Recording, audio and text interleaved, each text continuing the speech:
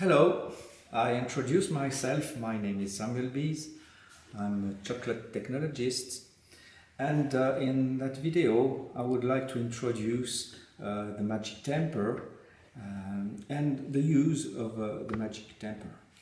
The aim is also to answer quite a lot of questions my customer have. And first of all, we're going to talk about the cocoa butter. The quality of the cocoa butter is at the utmost importance. My advice is to take a 25 kg block of cocoa butter, take just a standard cocoa butter, and then take out of the block some pieces, you see, about the size, not too big, otherwise it will last too long to melt in the magic temper. So then you fill up your magic temper and wait, I would say, overnight at a temperature of 33.5. Start with that. There is some difference between one quality and another quality of cocoa butter, but usually through the practice I've seen that this difference is very small. So come back overnight. In the morning you should have a very smooth cocoa butter cream. See, the texture as a pasty, I would say.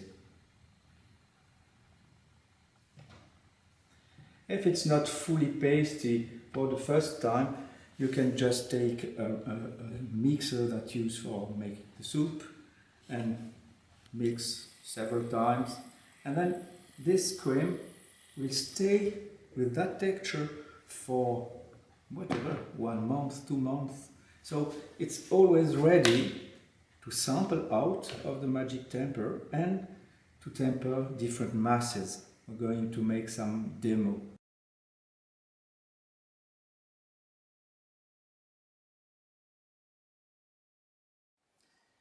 A good example of using the magic temper is to temper a praline mass. In this example, I have a 60-40 hazelnut praline, and inside the composition I have about 13% of cocoa butter added, so to enable the crystallization of the praline. So tempering is all about temperature and time. So I check the temperature of the mass. I should have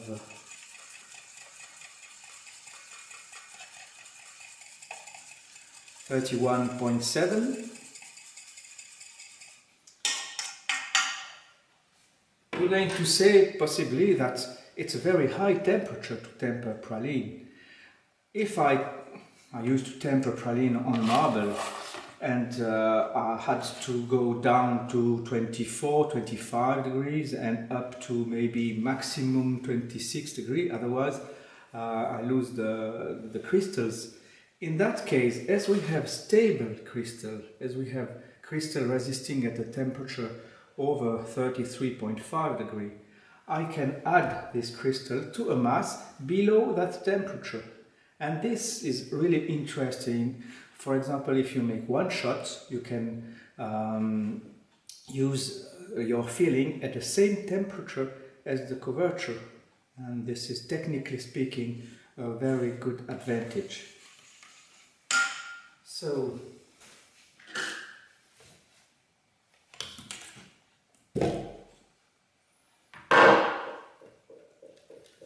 I mix a little bit my cocoa butter and put that's I have the habit of using the amount without weighing on the scale. It's about 1%.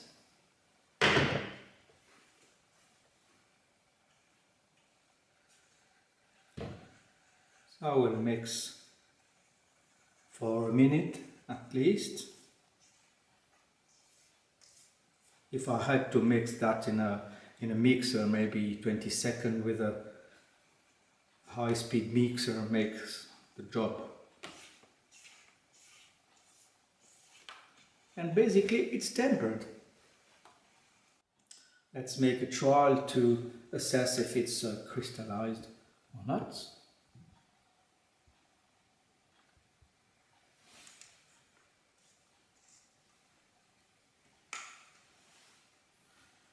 Temperature in that room is about 18-20 degrees, so we'll see how long it will take to crystallize this praline mass at that temperature. So 5 minutes later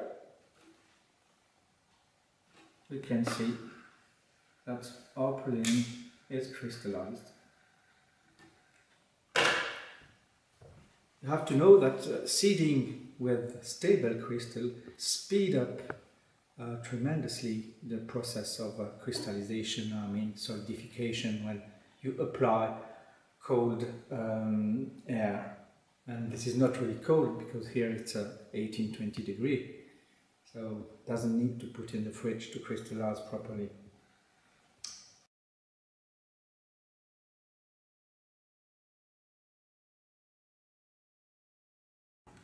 We are going to demonstrate how to temper a dark chocolate, for example.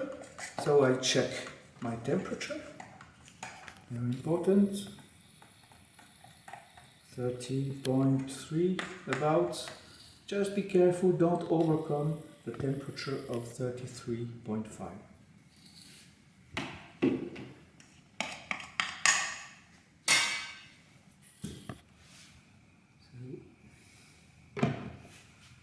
I seed with about 20%.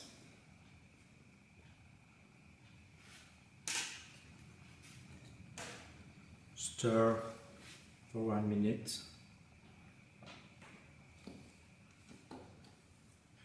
If you have a very thick mass, you may make a pre-mix with just part of the mass that you mix with the cocoa butter cream, and then this mix you mix to the whole mass.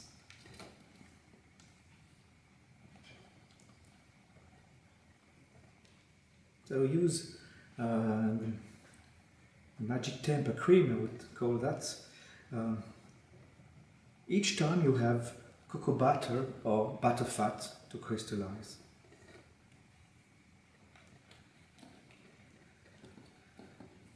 Just to demonstrate, I'll lay down a little bit of chocolate here.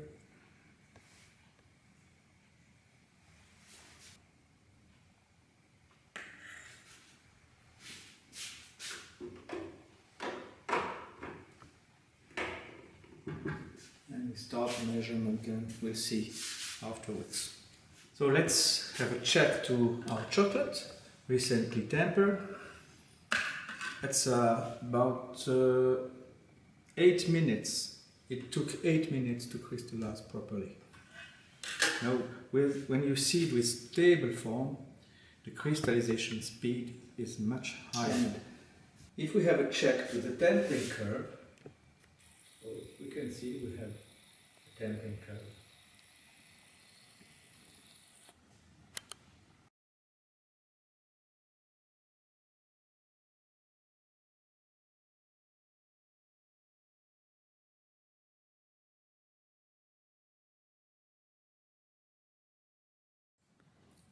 We're going to demonstrate how to temper a ganache. First of all, we have to make the ganache, but in terms of pre-crystallization, which is the other term of tempering, there's two possibilities. Either I can add the cocoa butter cream into the mass at a temperature below 33.5, into your Stefan before you add the cream or the fruit puree. That's a possibility. Another possibility is to make your ganache finished. Maybe you can use high temperature, I would say 50 degrees, you go down to 32, 33. At that point you add the cocoa butter cream. This is the choice for that exercise, and then it should be tempered. So Let's go. I check the temperature.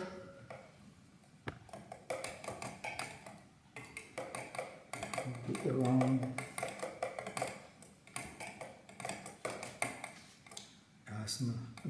about 30. Cream is a bit higher,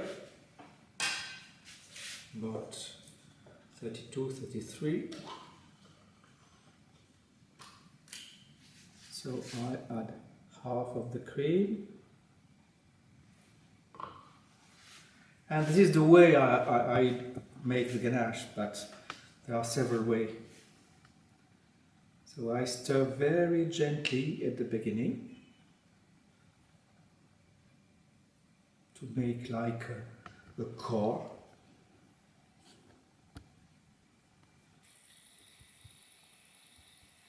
Yeah, start to have that core.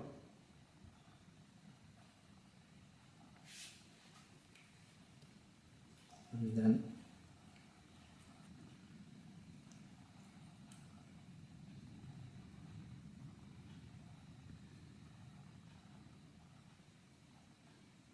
okay, I add the rest of the cream.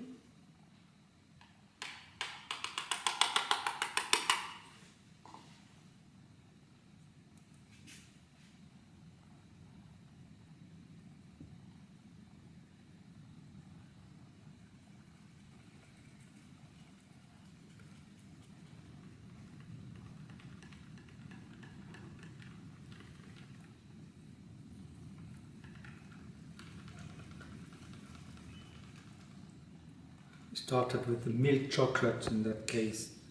Okay, so now I'm going to add a little bit of cocoa buttercream out of the magic temper.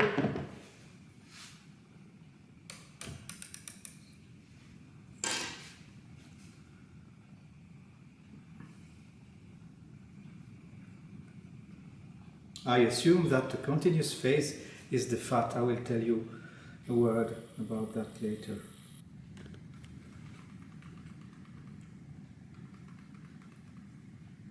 So temperature should be around 30 with the mix of the cream and the chocolate at around 32. Okay, fine.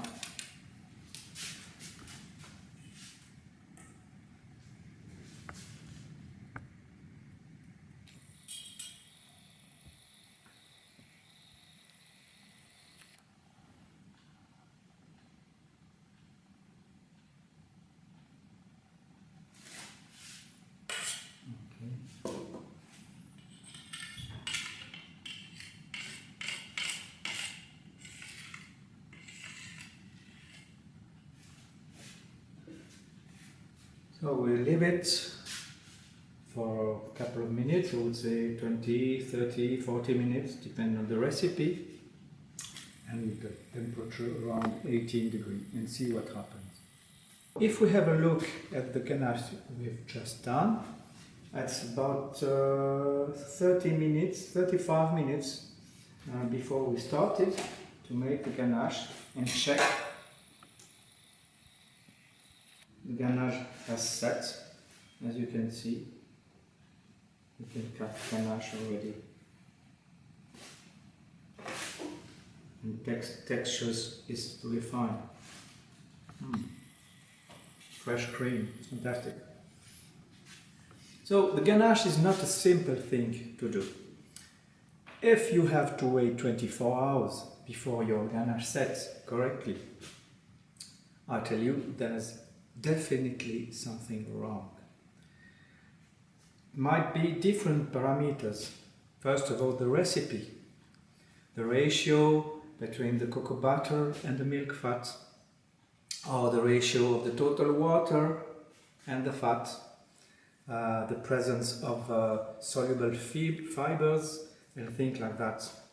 I strongly advise to use a software called Cantara. You may have a look to ccns-chocolate.com and you will find the information This is a unique software that helps you to break down all the ingredients of your composition. So you can see the different ratio between different ingredients, and with that help we can start to understand what happens so that your ganache can't really crystallize. So first of all, the recipe has to be checked. Secondly, the way you prepare the ganache, depending on temperature, rate of shearing, you may have huge differences. If you stir very gently at the beginning, as I did, or you put a lot of shearing, the result will be different. I mean, looking at the microscope, because I have made a lot of study, seeing under the microscope how the water is distributed into the ganache. This is the key to understand how to make a ganache. So, depending on these parameters, you may have the continuous phase being the fat or the water. If it's the water, you may add a lot of crystals, very little effect.